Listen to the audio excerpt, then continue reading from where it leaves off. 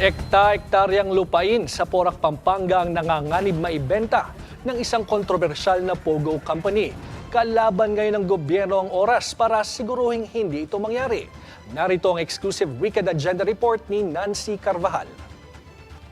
Nagsampa ng petition ang pamahalaan sa korte para mapigilan ang pag-dispose ng bilyong halaga ng lupain sa Porac, Pampanga na ginamit ng Pogo company na Lucky South 99. Aabot sa 10 hektarya kasama ang isang golf course ang maaring mawala sa kamay ng pamahalaan, lalo't may mga tao nang gumagawa ng hakbang para ma-dispose ang lupain. Ayon sa dokumentong nakuha ng BNC, kailangang madaliin ng gobyerno ang proseso at magsampa rin ng kaukulang kasong kriminal.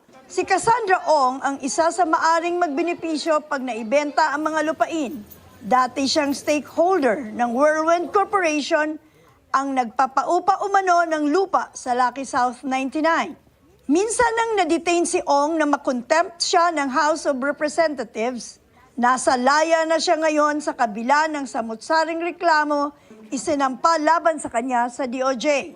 Kasama na riyan ang human trafficking na isinampa ng Philippine National Police Criminal Investigation and Detection Group at ng Presidential Anti-Organized Crime Commission.